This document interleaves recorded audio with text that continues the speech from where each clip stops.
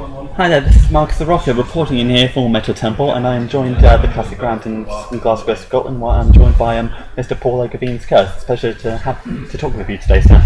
Thank you, Marcus. Let's see now, tonight you're going to be recording your very first live album for your label, AFM Records. Would you maybe care to tell us, or rather tell us a bit about how this idea came about? I just think really the new band lineup being together, and a lot of people have commented positively in terms of how well it's sounding, how well Nicola is kind of producing the other songs and adding new spice to it. The discussion came up with the record label. Do we want to record some of the older songs? And I feel that at this point in their career, no. Let's do a live album. I think it would be much more beneficial to the band in terms of a live promotional tour, and letting our fan base in the States and North America and Japan and South America hear the band play live that they've never done before. And having the luxury of Mr. Dennis Ward at the controls is not an option you pass up very often. So that's where it stemmed from, and the time's right. We've got 4 good albums, and the group's sounding really tight and great. Oh, great. Now, the support act for your show tonight is a great Swedish band called Cold Spell. Would you like to tell us a bit about how this sort of came to you and the band's attention? Well, I guess I'm just a kind of rock metal fan, and I'd heard the band and heard some of their stuff and liked it and bought their CDs, so I've always kind of kept in touch with Mickey from Cold Spell and found a lot of similarities in terms of taste and personalities. He's a great guy, very easy to get on with, so we've talked about doing some shows for a long time, and we've tried to do it on 3 or 4 occasions, and it never quite worked out, so this was the occasion that it did work out, and we asked him to come and be our special guest tonight. We wanted it to be a really good band that opens for us and makes it a real night where we can say to people it's not just a live recording, it's a good gig with a great support act, and give somebody who's never played in Glasgow before an opportunity to come and show Glaswegians what they can do. How then should we something to look forward to then? Sorry? Should we something to look forward to? Yes, absolutely. Okay, now when you toured the UK in May of this year, you had fans coming in from, well, I think it's safe to say they were sort of coming in from literally everywhere, with some coming as far as Japan. Now, my question to you is, are you and the guys in the band always sort of amazed by the distances these fans go to be at the shows, regardless of how far away they live? Oh, absolutely. I mean, I don't think there's a more humbling experience to hear that someone has travelled 5,000 miles to come and see you play. It's very, for me personally, it's almost unbelievable. Because I have people in my life that when I grew up listening to posters in my wall that I idolised, and probably would travel hundreds of miles if I had the money and the time to be able to do it. And I can't believe that somebody puts me in that position as well, and feels that way about our music. So if we can do anything for those people that do that, then we do everything we can. I mean, the 2 Japanese people have been here all week, and they came to my house for dinner.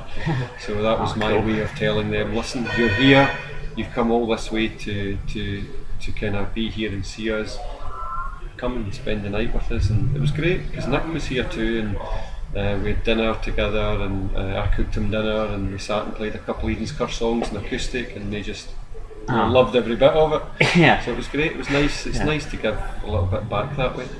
Yeah. And hopefully make memories and a trip that they'll never forget, and at the end of it, a live album recorded here at the Classic Ground. Now, aside from planning all this live album stuff, you've also been in the studio working on your next album to be released next year. Would you like to tell us a little bit about how that's going? Yeah, we've been writing that. We started before the May tour,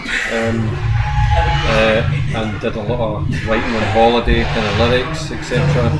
So we've got about maybe 8 or 9 sketch ideas at this stage. So once the live album was really out the way, and I mean not just the show but actually producing it, because it has to be then edited, I take on the job as producer of it, so I'll be orchestrating all the files, editing any of the spaces in between the songs, lining everything up where it's going to go that you hear on the final product.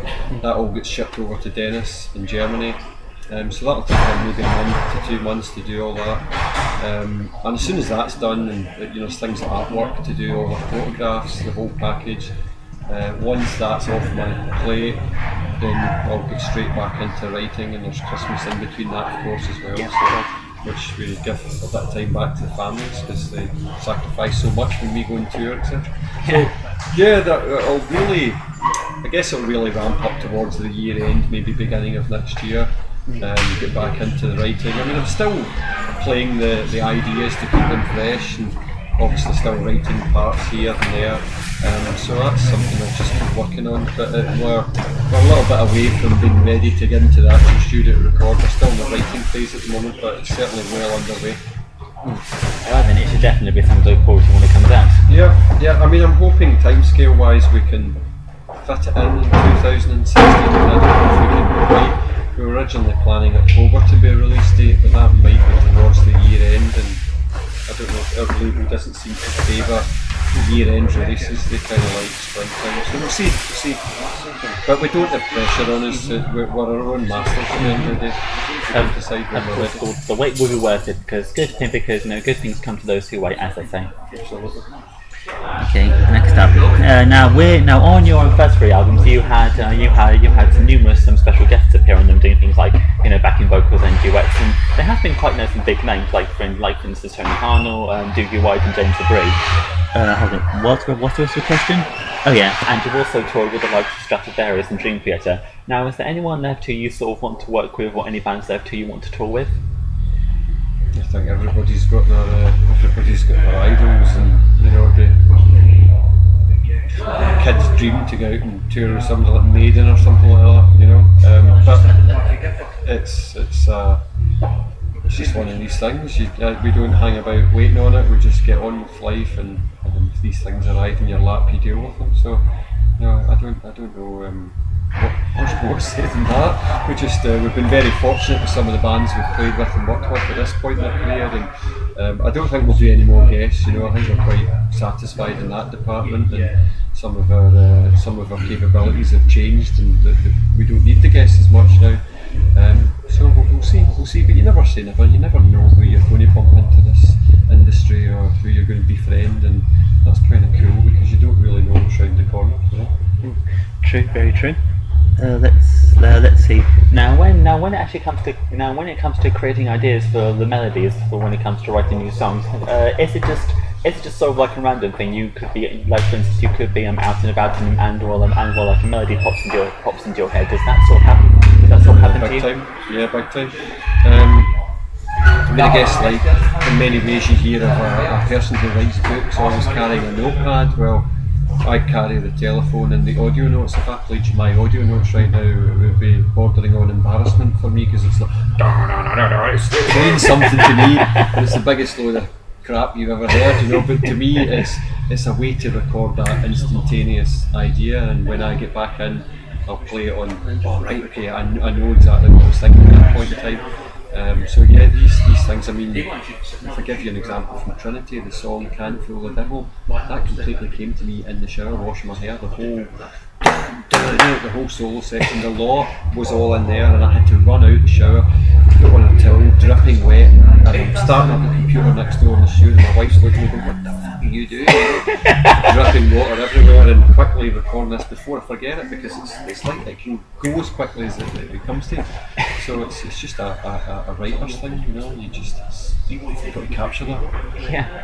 Yeah, and once you've actually now got the melodies, this will be like follow up to the one that I just asked you.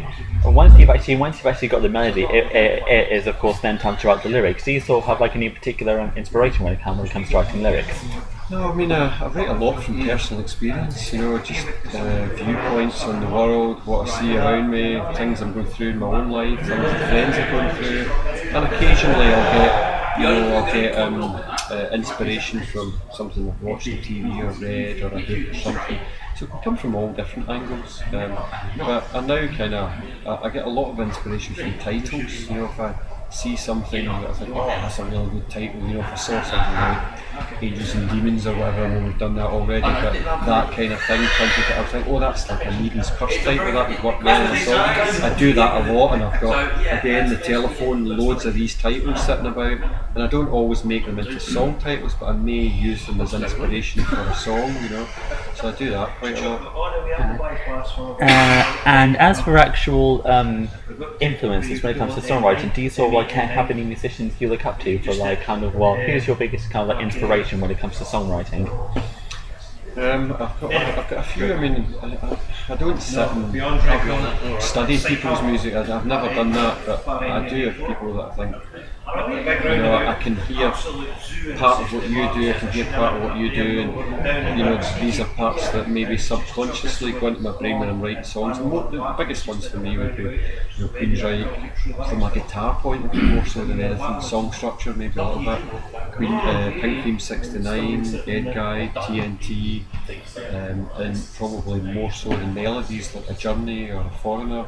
It's a mishmash of a whole different style. Megadeth quite a lot. A lot of people don't know that, but Megadeth, some of the way that they play harmony parts, you know, is something that I thought that would be really cool on an Eden's Curse song. We could maybe do something like that in the future. Yeah. So a lot. But I guess I know what I want to hear in their style, and I've been lucky that it's carried on with that. Yeah. Well, that sort of brings me on to my next question, which of course, as a songwriter yourself, as well as writing songs for Eden's Curse, you've also rewritten songs for numerous other bands and projects. But this is a question that I'll sort of, you know, that I think will probably sort of, you know, catch you out. Probably won't come with an answer, but although over there, I guess I'm not going to until I ask. Although, but now it is out of every single song you've ever written for all of the projects combined, including Eden's Curse, which would you say is the one you're most proud of? Good question. There's many. I think probably right now, because it can change, you can really change a lot. You can, even your favourite song off an album can change dramatically. I would say right now Unbreakable. It was one of those songs that came from almost like an out-of-body experience, you know, the words just seemed to flow right through me, and the whole meaning behind it was very therapeutic, and you know, cathartic, you know, it helped us go through what we were going through, and it felt better writing it and getting off your chest and doing that. That one for sure. Symphony of Sin, because of the string arrangement, I wrote along the orchestra part, and then got it to a composer. So to hear that coming through, and that to me is just a prime example of, if I could let anybody hear how, you know, what's your ideal sound of Eden's Curse, there it is. And probably No Holy Man. I mean, it still gives me chills playing that song on stage, and I have to go, I can't believe I wrote that. I just can't believe I wrote that. I hope I never lose that feeling. I hope I really do, because it keeps me motivated to try and better that, or get that. That's the bar, you know. That's the bar, and that's how high you need to raise it. Yeah, it's good to have that yardstick, you know. Well, it definitely gives you something to work towards, doesn't it?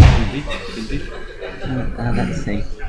Now, I'm going to ask a question about next year for you guys, because, well, you've already got like a few shows lined up for next year, including the Glasgow Rock Festival in Sweden, and you've got like some dates coming up with Freedom Call and Rebellious Spirit in Germany. Yep. So you know, how excited are you for these shows? At the moment, not particularly yet, because we're so focused on what's going on just now. Very excited about going to Germany, sure, for the first time, and I guess once we're past this, then all the madness starts to arrange that, right enough. So I guess as we reach New Year and into January, it seems like an awful long way away, but delighted to have the opportunity to go to Sweden and Germany for the first time. And doing shows in different countries in front of new audiences is just exactly what we want to do. So great, you know, bring it on. Yeah, and the madness starts in what set do we play now? So Yeah, we although love festivals. Festivals are great because you can pull out a good mixture from the 4 albums and play two, whatever. yeah, although it must not always be easy to sort of come up with like a set list that kind of involves like a short set, like a festival. Yeah. Well, I mean, the theory's kind of changed. It used to always be, well, let's play one from everything. Now it's kind of, let's play our best songs, because you're playing to a wider audience, and if you're hardcore, look for yourself, you're a hardcore fan, if you go along to see us at a festival, irrespective of what we play, you're probably going to come away going, I knew every one of them. But if you play your best songs, that you feel are your best songs, and for me, the Belly Mans and Angels Demons are absolute, they never leave the set, they're always going to be there, and you pick the other 4, ones that are just going to capture people from the off, then you're bound to win friends in that one. Yeah, that's great, and that sort of really brings me on to my next question, which is you and the band have sort of played across many places across the globe, including obviously in like Belgium and the UK, and even America. Yep. And now, is there anywhere in the globe is there anywhere in the world that you would like to visit and play? Well, there's tons, but if you're asking me, is there a number one? Yes, there is, and that's Japan. Japan that's the absolute goal for us. I don't think we're far off achieving that. We've had discussions with the promoters, but we really want to go to that country more so than any other country. We feel we've got a loyal fan base out there. We've always sold records very well out there. And the time's right, the band's just so killer right now. Songs that we're doing, I just think it's never a better time for the band, and we hope maybe the live album will open that door even further for us. And there's territories as well, like South America. Huge fan base down there that emails all the time and checks in with us, and it's we want to go and see these guys at some point, So we'll see what happens. And actually talking from my last question. As I mentioned, you've already got a new studio album in the works, and you've already sort of had like new live shows planned up for next year. So I guess my final question to you is, how are you sort of feeling about the future of being a person beyond? Very positive as always. There's only one way to be in this world, it's be positive. We don't know what's in the future for the band, so we've got a great line-up right now. We've never been happier, great in each other's company, we're thoroughly enjoying playing with each other, and we feel the next album is just the next step, the next progression for the band, so bring it on. Thank you so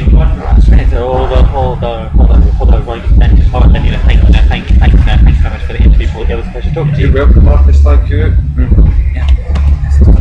Questions?